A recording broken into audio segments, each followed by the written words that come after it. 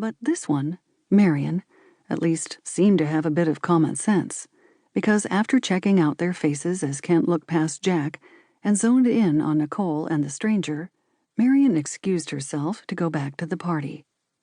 Jack knew his father, and he knew his tolerance levels. He could see his jaw tensing up, his eyes narrowing. No, this wouldn't do. It wouldn't do at all. The Churchills associated with certain people, and they did not include a down-and-out woman who was still sitting on the patio, hands still, but eyes focused on the food in the foil container. She was probably wondering whether she'd even get to eat it now. What's going on here? Kent took a step closer, his handsome exterior menacing, negating his usual approachability in company. I can explain, Nicole began. I was just I can see very well what's going on. Jack? Jack held up his hands in defense. I'm as surprised as you are. He almost wished he knew something, that he could start an argument with his father. Perhaps it would shake him into seeing his son as his own person, rather than a clone to carry on the family name and the business. Get her off my property, Kent spat.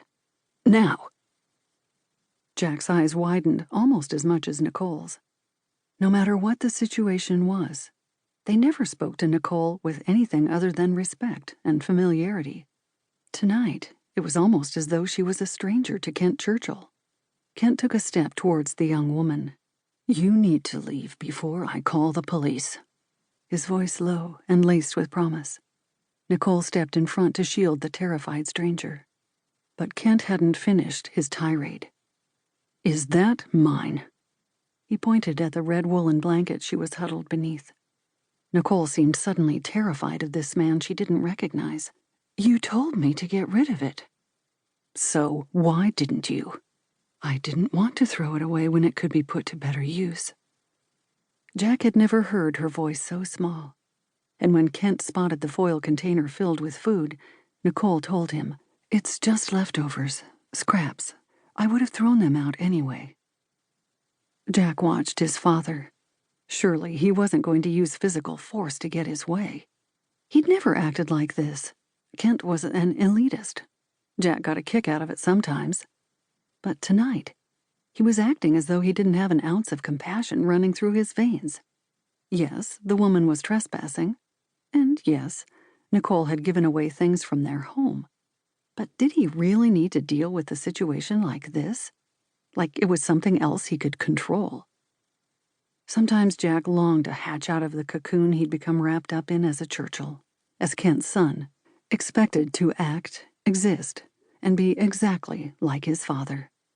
Because to Jack, it seemed a bleak existence that lacked real joy or the happiness the man had never regained since losing his wife. Quietly observing until now, Braden stepped forward and took a turn. You heard the man, he told the girl. You need to go. The way he sneered at her, his voice full of malevolence, made Jack dislike the man all the more. Nicole stayed in front of the young woman, hands moving to her hips in defiance. And Jack had to hand it to her for not losing it before now. Leave her alone, she said. Go back inside, and I'll see to it that she leaves. Kent's hostility carried on the icy wind. Don't you dare come back, do you hear? Or I'll call the police. The woman stood up, pulling the blanket tighter around herself, and all the while, Nicole shielded her from any of them reaching her if they so much as tried. Jack faced his father and Braden.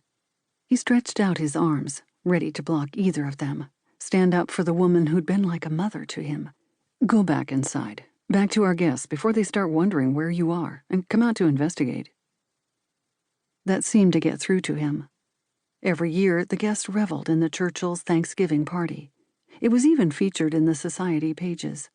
And Kent wouldn't want to risk that changing, risk being written up in an entirely different sort of news article for all the wrong reasons.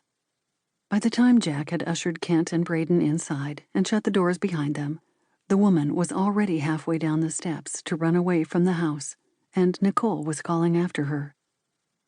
When she was out of sight, Jack stood behind Nicole looking at the empty space, the darkened path where she'd fled that led out to the New York streets. He put a hand on Nicole's shoulder.